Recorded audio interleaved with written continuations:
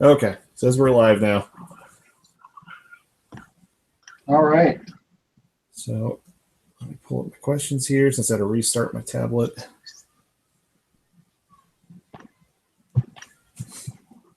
This was kind of weird. It popped up as a Word document as opposed to a PDF like the other ones have in the past. Okay, so let's just. I said this one was kind of weird. The sheet, instead of being a PDF like they have in the past, is a Word document. Oh. So let's go ahead and get started. So chapter 20 here, lesson 12. Number 1, during recessions, A, workers are laid off. B, factories are idle. C, firms may find that they're unable to sell any their products, sell any they produce. Yeah, that's what it does. Or D, all the above are correct. And I put all the above. I had D as well. Okay. Sounds right to me. Okay. And just, Ben, just let us know if you want us to talk about it a little more in depth. No, that makes sense. It's a recession. I mean, yeah. Number 2, when we say that economic fluctuations are irregular and unpredictable, we mean that A, the relationship between output and unemployment is erratic and difficult to characterize. B, when one microeconomic variable that measures income or spending is falling, the other microeconomic variables that measure income or spending is likely to be rising. C, recessions do not occur at regular intervals, or D, all the above. I had C on that one. I had C as well. it also makes sense, actually. Yeah. Okay. Number 3, in order to understand how the economy works in the short run, we need to A, study the classical model. B, study a model in which real and nominal variables interact. C, understand that money is a veil. D, understand that money is neutral in the short run. And I have B on this one. Yes, B. In order to understand the economic works in the short run, real and nominal interaction. Yep. That's part of the curves and everything on this. One is nominal, one is one is real. Okay, number 4, the variable on the vertical and horizontal axes of the aggregate demand and supply graph are A, the price level and real output, B, real output and employment, C, employment and the inflation rate, D, the value of money and the price level. And I have A on this one. Yes, I had A as well. Okay. Okay, number 5. When looking at the graph of aggregate demand, which of the following is correct? A, there are normal variables on both the vertical and horizontal axes. B, there are real variables on both the vertical and horizontal axes. C, the variable on the vertical axis is nominal. The variable on the horizontal axis is real. Or D, the variable on the vertical axis is real and the variable on the horizontal axis is normal. And I have C on that one. I had C as well.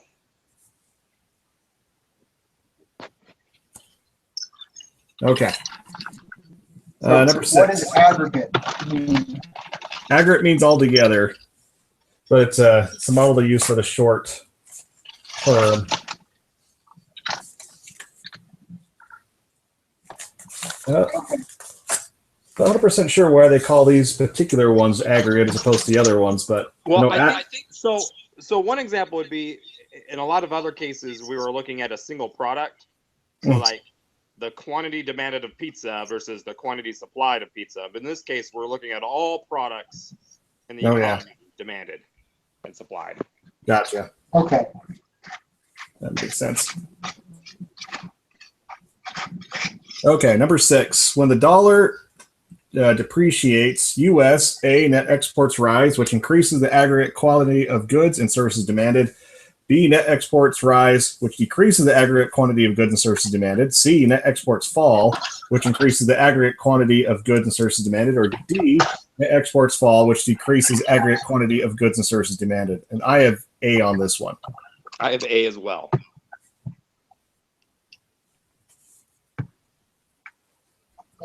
Okay, that one really confused me because I had answered it first, and I was reading through, and I was reading through. I was like, "Oh, the answer's right there." I'll go back and change mine because I was wrong.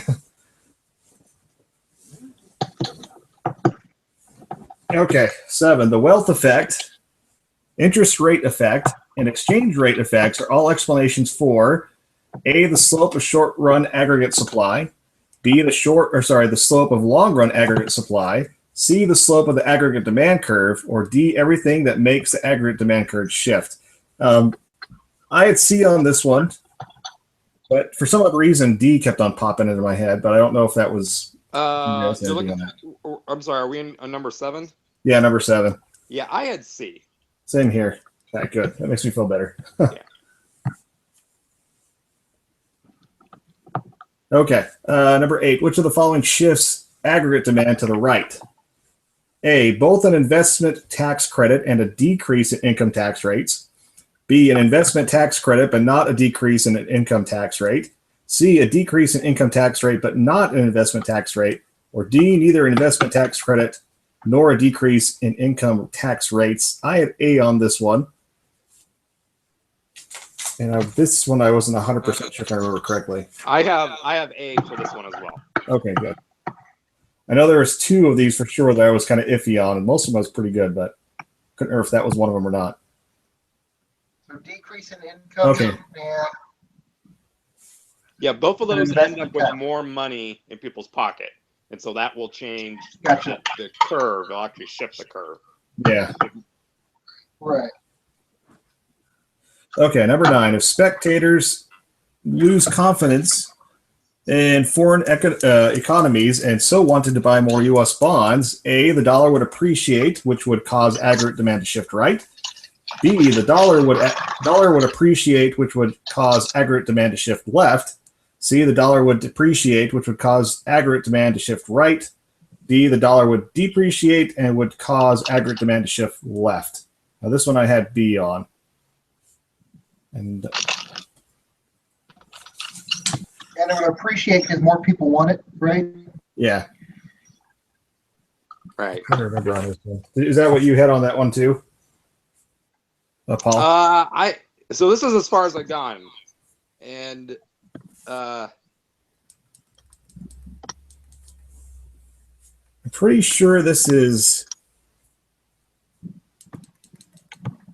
Let me double check this. I'm pretty sure this. is so you're right. So here's the sentence. Okay, so the value of the dollar, so the dollar appreciates, and it says this appreciation of the dollar makes U.S. goods more expensive compared to foreign goods, which That's right. depresses net exports and shifts the demand curve to the left. That's right. Okay. And okay, so that makes sense. Yeah. Basically our foreign countries, it's more expensive for them to import our goods, and so they wouldn't do it. So demand would decrease. Right. Okay. Oh, this is the one. Okay. Number 10 is actually the one I'm iffy on. Number 10 and 14. Now I remember which ones I was really iffy on. Number 10. Which of the following effects provide incentives for consumers to spend less when the price level rises? A, the wealth effect and the interest rate effect. B, the wealth effect, but not the interest rate effect. C, the interest rate effect, but not the wealth effect. And D, neither the wealth effect nor the interest rate effect. And that table is actually on section 23, it's table 1. And I had initially put C, and then I went and I added D, and I couldn't decide between the two. Which there's a table for this? Yeah, it's 20-3. Yeah, 20-3B, sorry. 20-3B, table 1. Oh, okay. It just mainly describes the 3, the wealth effect, the interest rate effect, the exchange rate effect. Okay, yeah. And then it has some descriptions down below.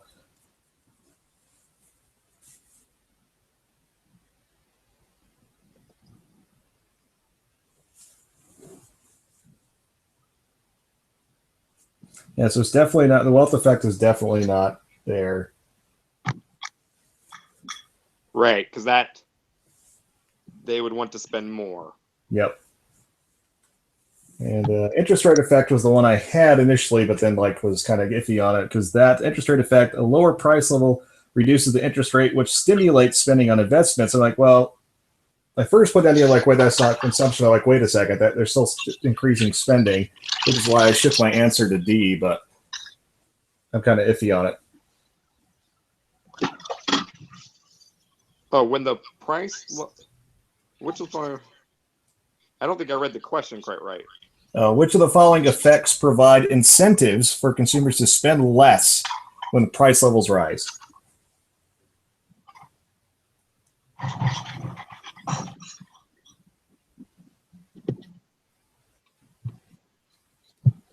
So number 2, it says when the price level goes down, spending goes up.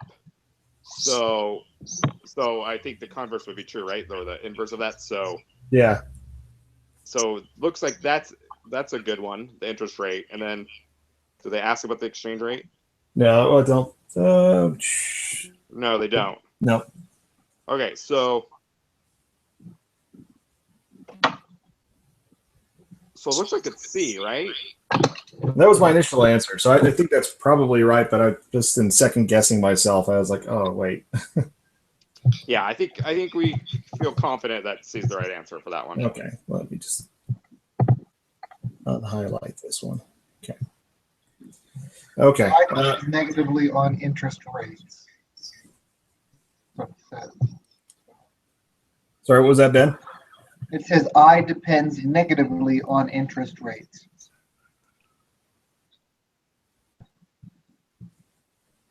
I can't remember what I is though. Oh.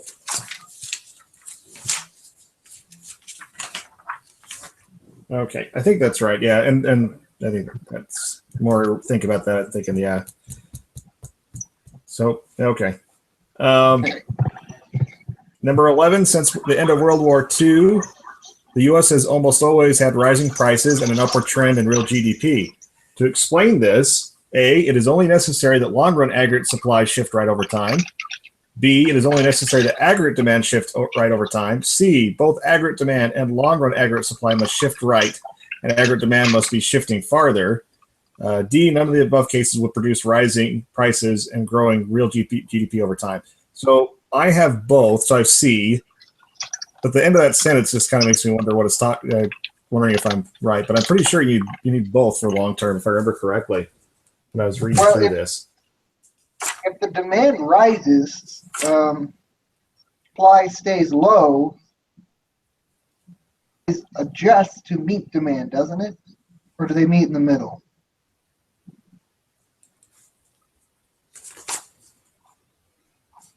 Reverse. Hold on a second. No, that's what I answered last night, and when I was reading, I was half falling asleep. I'm pretty sure that's right. I'm just trying to remember where I came up with that.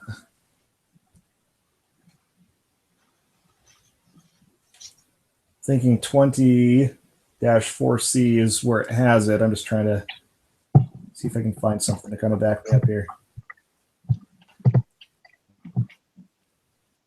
Because to me, it might be B, just from what we've learned so far about supply and demand. But I don't know about aggregate. It just seems like. Okay, so yeah, I think you're right. 24C probably has the answer.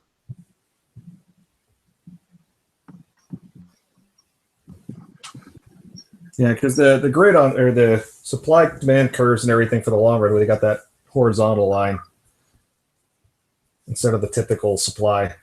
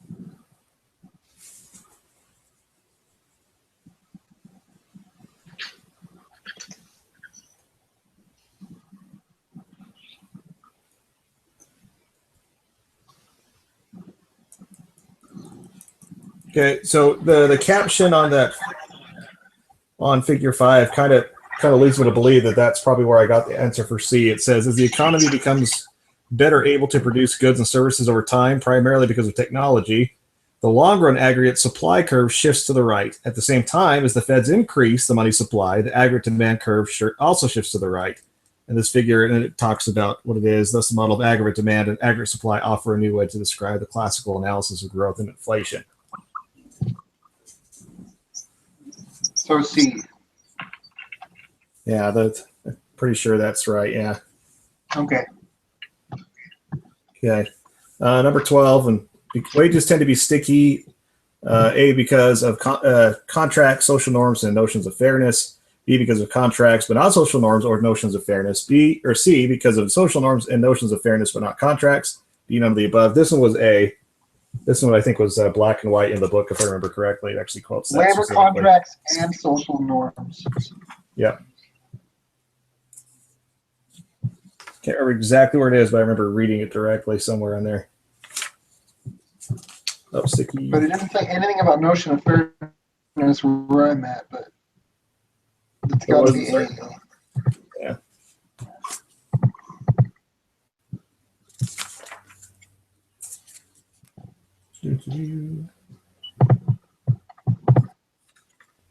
Yeah, I felt pretty good about that because I remember it was there word for word in the book. So unless you can find it where it's different, then we'll go on to number 13. Which of the following shifts short run, but not long run aggregate? Let me reread that. Sorry. Which of the following shifts short run, but not long run aggregate supplies to the right? A decrease in the actual price level. B, a decrease in the expected price level. C, a decrease in capital stock. D, an increase in money supply. I have B on this one. Pretty sure if I remember correctly, that was also a talking point somewhere in there. Everything that shifts long run supply shifts short run supplies too. Also, PE shifts short run aggregate.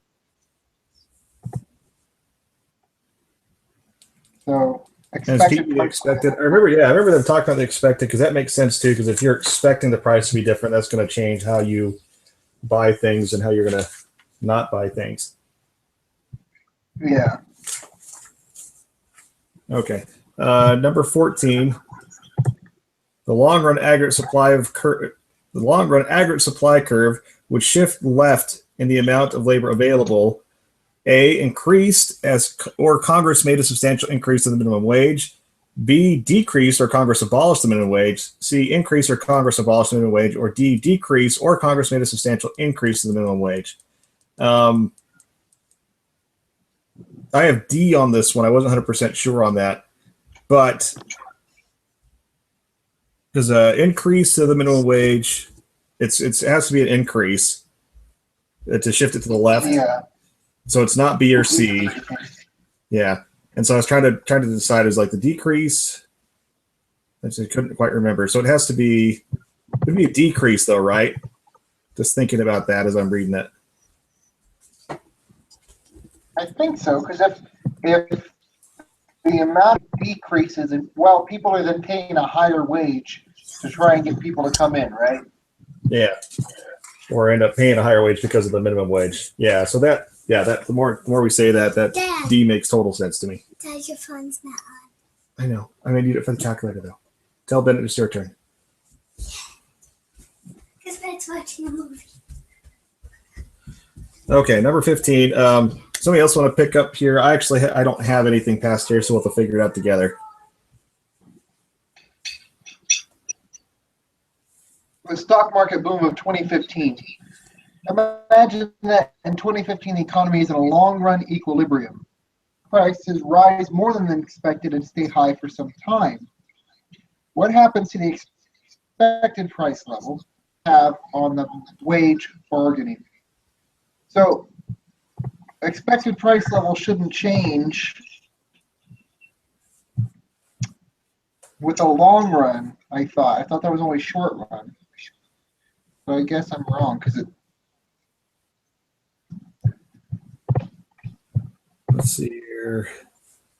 Oh, we need an equal long run equilibrium, actually.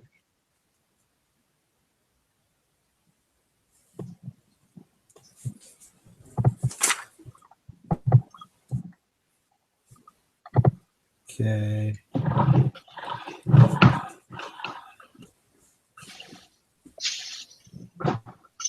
Hey guys, are you still there? Yeah. All right, Yeah. I'm back. Oh, okay. Sorry about that. My iPad died. Didn't realize we'd lost you. Sorry. Where'd you leave off at? Last time we were talking about number 11, trying to figure that out. Oh, okay. So 11 we decided was C. We were pretty confident on that one. 12 we have A. Once again, pretty confident on that one. That was a quote direct from the book. 13 was B as in boy. That was also, I believe, directly from the book. So that one we felt good about too. Number 14 we have as D. And also we feel pretty good about that one too after talking about it. Oh yeah, you guys got pretty far. Okay. Yeah. Yeah, and the more I had a chance to think about number 11, C is probably definitely the right answer. Okay, good. It's always good when we can come up with the same answer. Yeah. And we're on number 15 right now. And you can help us out because we're just thinking about this.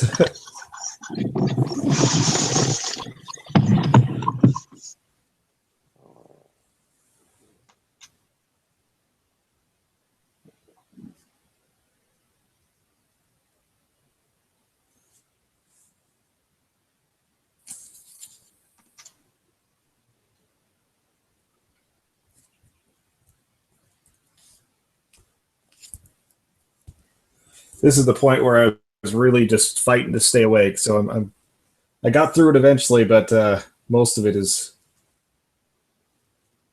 not in my brain at all. Yeah. So if the expected price level, stock prices rise more than expected and stay really high, that means that it's a bull market, right? People stop, which means that this level would fall, wouldn't it? Let's see here. Is there a chart for this on one of the? Possibly. I'm looking at two charts I think are in the area, but I'm not 100% sure if they're applying. I'm reading through them now. On 24E, table 2. Also 25, table or figure 7.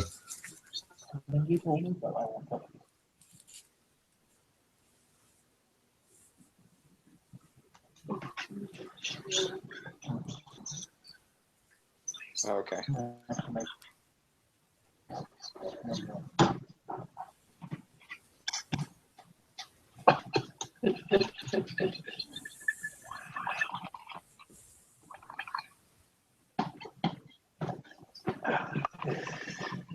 Very painful, but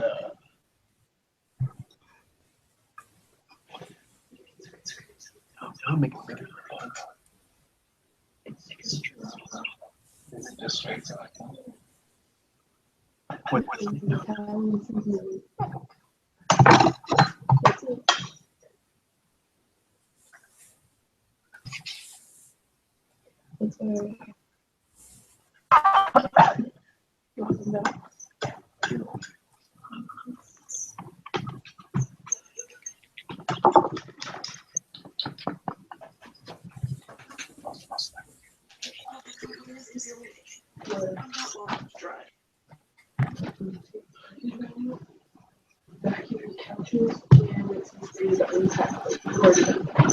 Cool.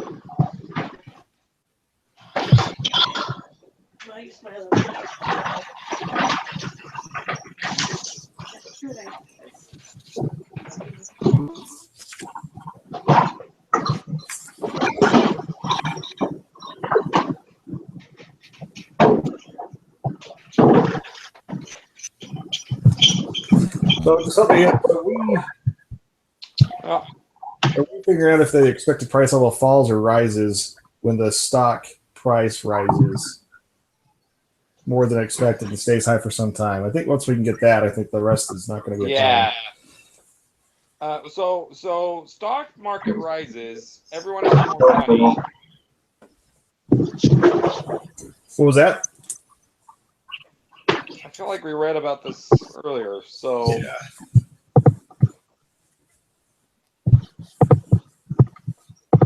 So I think that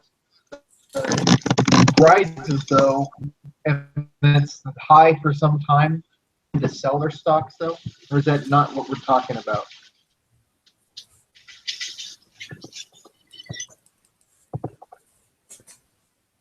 Trying to figure out here.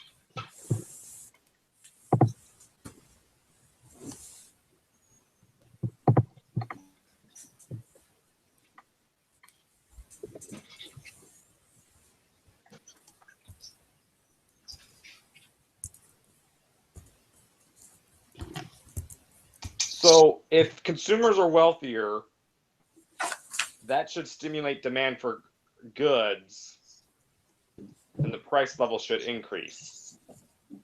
That's part of the So price levels rise then, right? right. I think so. I'm thinking so too. Yeah.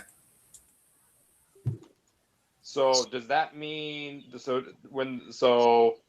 expected price level rises, and does that make wages stickier or for higher wages or lower wages? Let's see here.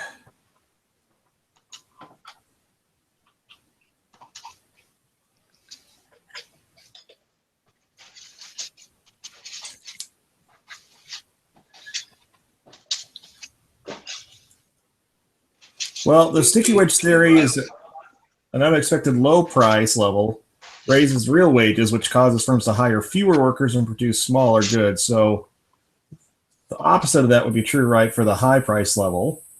So they'd hire more people at a lower rate wage, right?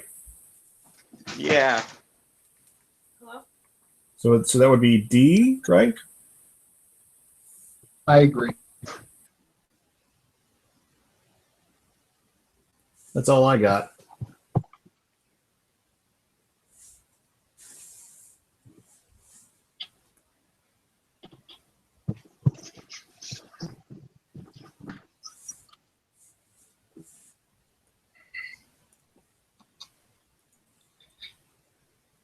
Okay, so we're thinking that's D. Yeah. Okay.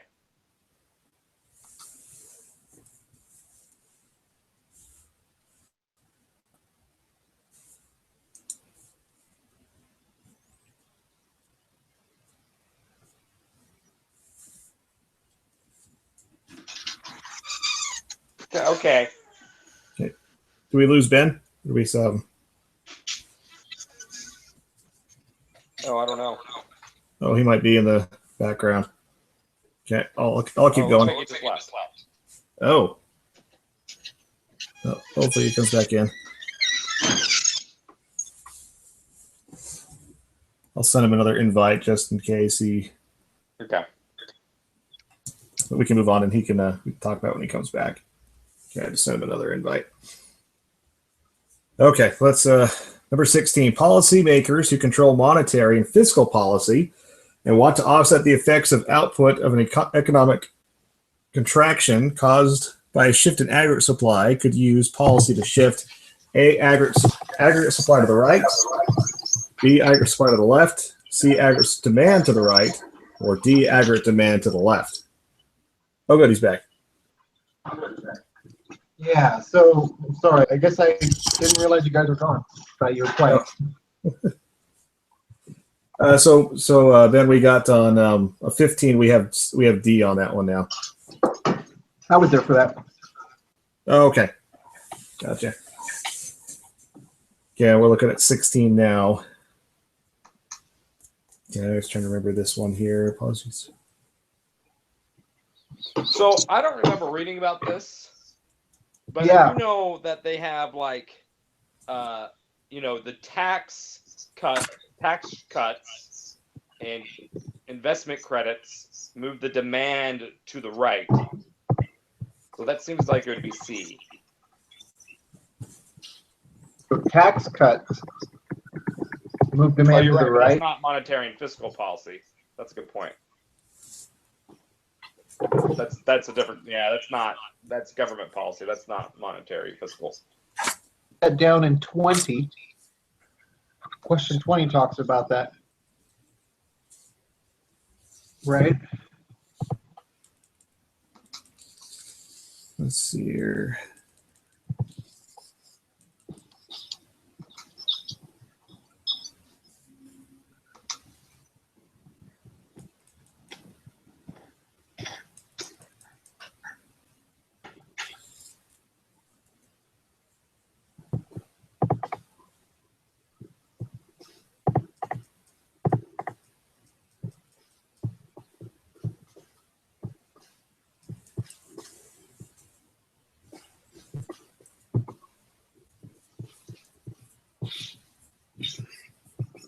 So you said that when taxes fall, what happens, Paul?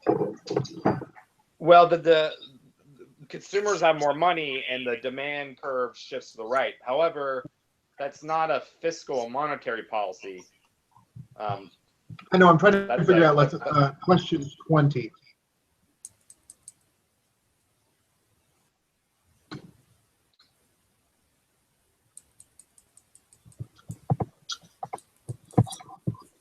Let's see here.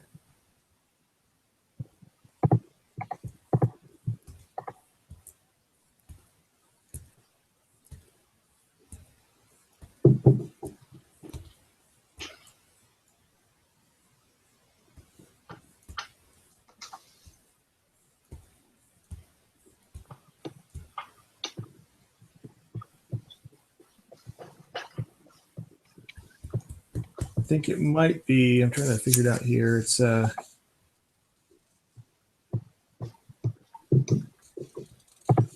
talking about how like we got out of the recession, the 2008 2009 recession. At the end of section case study. Dang, it's a long section. Section 25A. I'm trying to see if I can come across the specific mention of what can be done. Just talks about what they did do.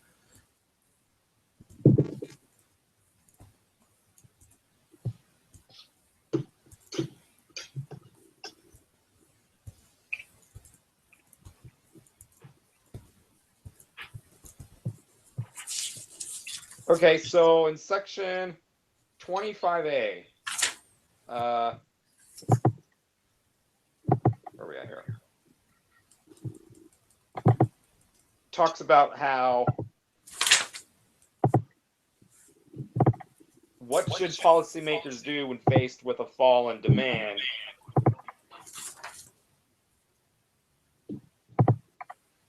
An increase in government spending or an increase in the money supply would increase the quantity of goods and services demanded at any price, and therefore would shift the demand curve to the right.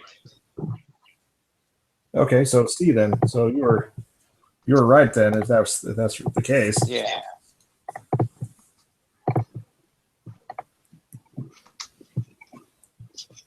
Yes, that makes sense. So because they can increase the money supply, and in the short term, demand will move to the right before the prices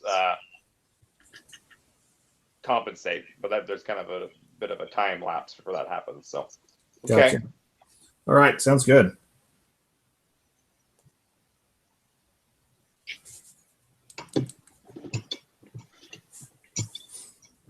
Okay, 17. Refer to figure 33.5. The shift of the short run agri supply curve from RSA1 to RAS2, A could be caused by an outbreak of war in the Middle East. B could be caused by a decrease in the expected price level. C cause the economy to experience an increase in the unemployment rate. D cause the economy to experience stagflation.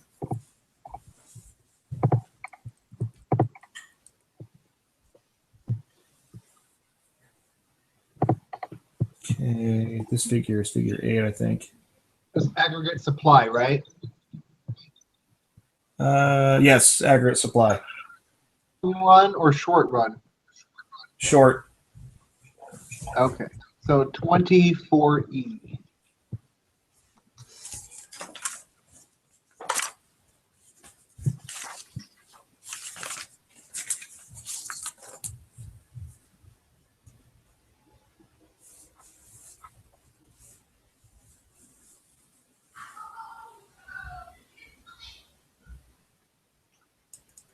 So it's asking what could cause that.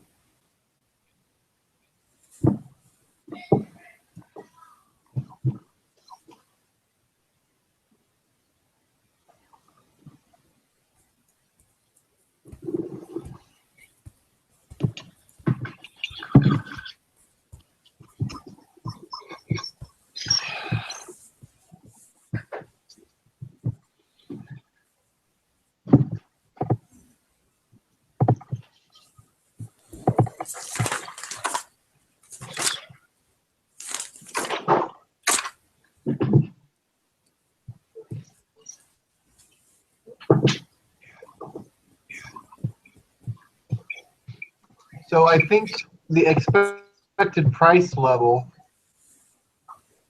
from 1 to 2 would, oh, I think that's backwards. And I don't think it's stagflation. Just looking at it here.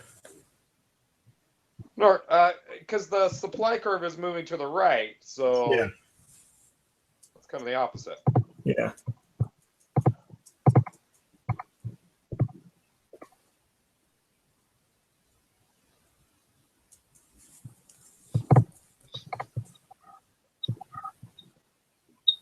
The price levels.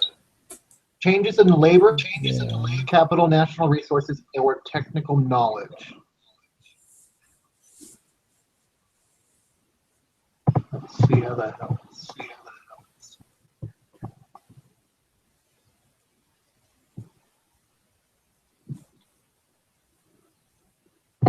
I think it might see.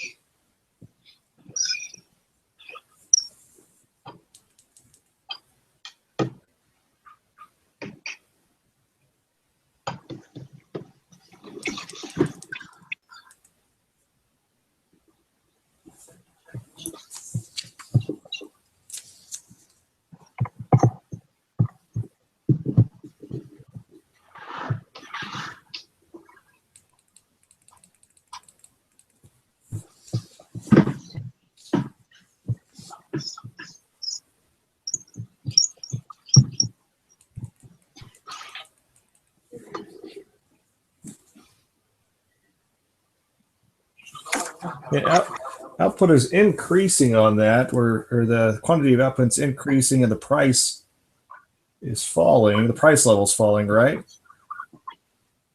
So let's see here.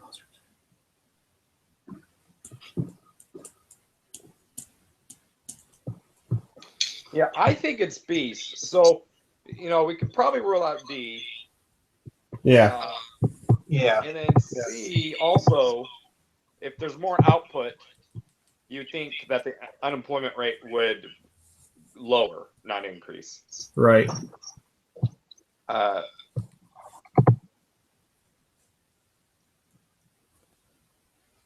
I don't see how war in the Middle East would.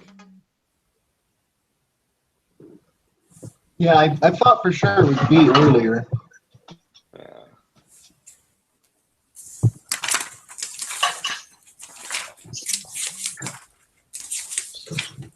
Because I think, if you were expecting prices to be lower in the future, you might increase your supply now to sell at the higher price now. Gotcha. So, But I couldn't find that in the text. But. yeah. Sounds good to me. That's one that makes most sense to me.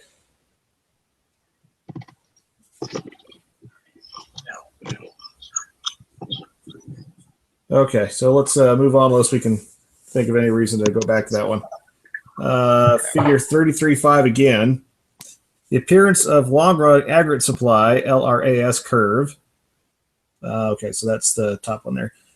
Is consistent with the concept of monetary neutrality. B is consistent with the idea that point A represents a long-run equilibrium and a short-run equilibrium when the relevant short-run aggregate supply curve is RSA1. C indicates that Y1 is the natural rate of output, or D, all the above is correct. Let me see here. Okay, so C, Y is the natural rate of output is right. Let's see if it, or any other one's right. It is consistent with the concept of money neutrality too, isn't it?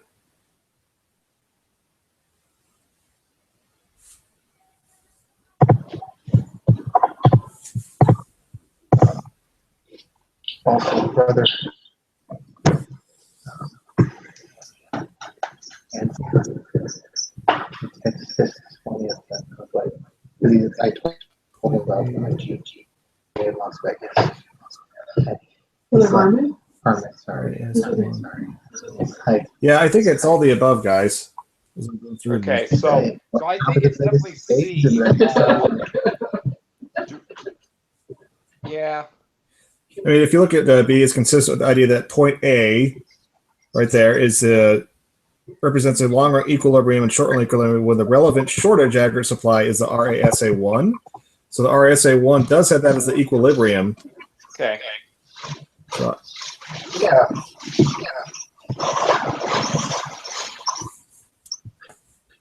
Okay. So B, yeah. well, it could be Or no, above. Right. Right, D.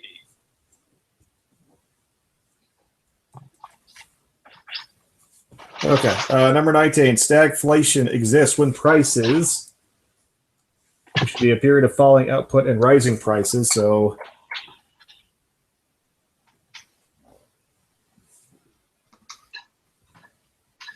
it's rising prices and falling output. So that would be A, right? Rises and unemployment. Oh, wait, sorry, wrong one. C then, right? Rises and unemployment rises. Whoa, what am I doing? Can't remember where I saw stagflation in here. It's section 25B. Yeah. Okay, raising prices. Yeah, so did we say C? Yeah. Yep.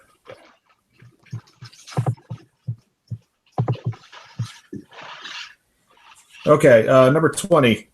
Suppose that the economy is in long-run equilibrium. Senator A succeeds in getting taxes raised. At the same time, Senator B succeeds in getting major restrictions on logging removed. In the short run, A, real GDP will rise and the price level might rise, fall, or stay the same. B, real GDP will fall and the price level might rise, fall, or stay the same.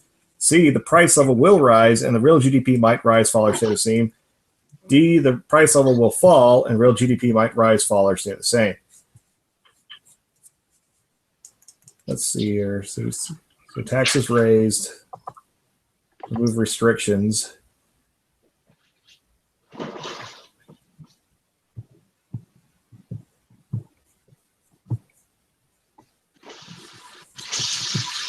Can we go back to 19 real quick?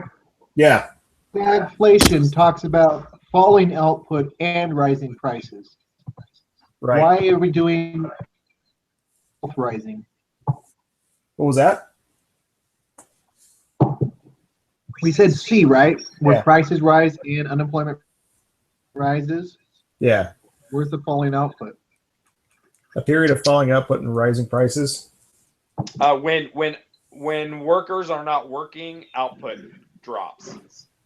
And vice versa. Oh, okay. So unemployment causes output to drop. Right. Okay. Or, falling output might be a sign of unemployment. Gotcha. Okay, thanks.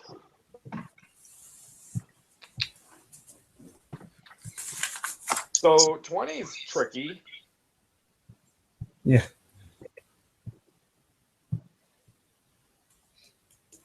The feeling we're Let's not just going focus first on Senator A. Yeah. Taxes raised. Raise the price level falls, right?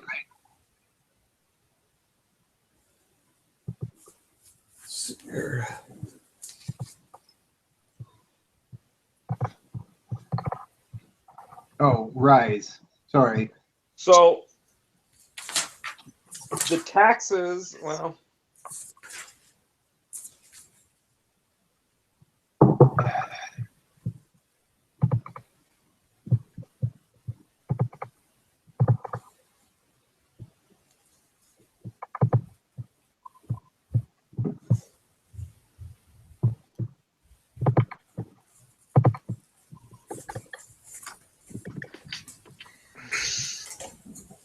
yeah, that's one of those. Yeah. Dad, can you use your phone? Be right back, okay? Come on, I'll see this one.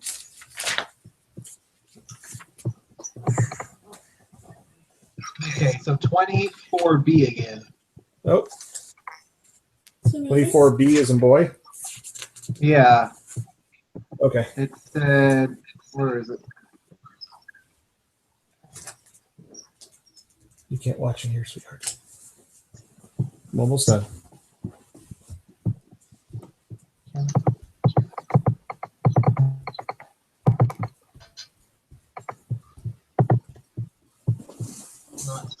Okay. That's it.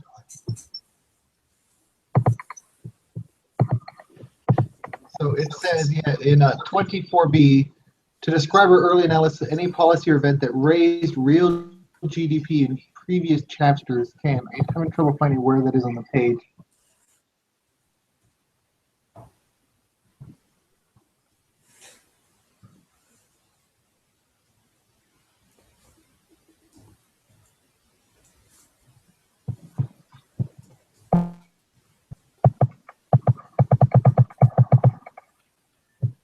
Why can't I find it?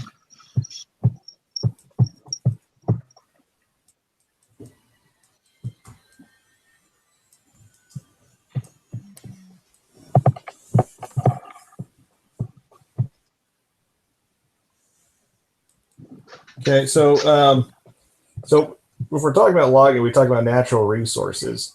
Oh wait, sorry, I'm skipping ahead. I'm doing the wrong one. We were looking at taxes. Never mind. Yeah, I did the same.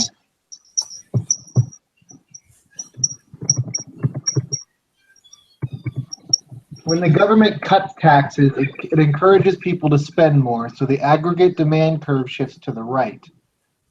Taxes, people will cut back on their spending, shifts to the left. So if they raise taxes, people will spend less, so the price level will rise, right?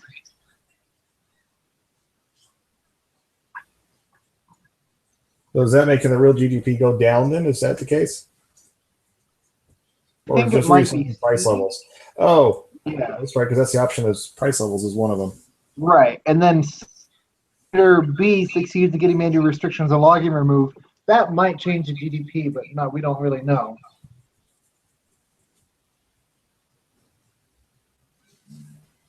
Yeah, because there could be substitution bias or anything, any number of things in there. Yeah. So are we thinking D?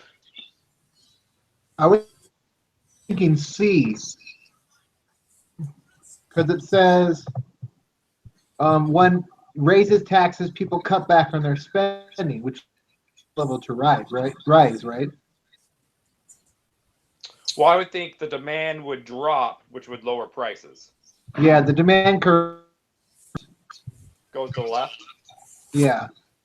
So wouldn't that lower the price level? Or lower Okay. I'm confused on what price level means, I guess, because in the last chapter it was like the flip of what the cost of things were.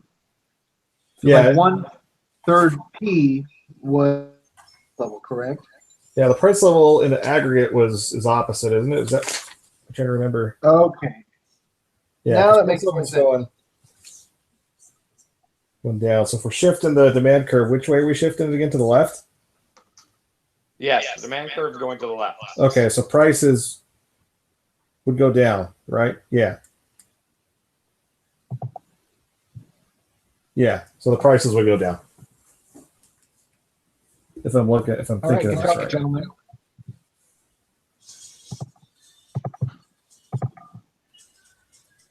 All right. Well, guys, we're getting close to being done. I think we only have one more meeting. We might have two, but I think we might have just one more. Yeah, and I'm getting farther away from passing this class too. So Yeah. This class has been rough for me. I freely admit it. yeah. It's definitely the hardest class I've taken as far as anything at BYU Idaho here. Well, the math. So I'm terrible at math in the first place. Economics just doesn't make sense sometimes. Yeah. I kind of struggle with it. I mean, I'm doing decent, but not as good as I'd like. All right. Well, Okay. I submitted it. How'd we do? How much? Yeah. 18. 18 to 20? Okay. Bad. I can live with that. Yeah, so can I. It didn't cut out, and you think I said I thought Or you said something. 15. I couldn't tell what you said. Okay. Well, I'm going to stop the broadcast, and I will see you guys All right. next week then. Yeah. Okay. Good luck, guys. See ya. right? See ya. Thanks. Bye.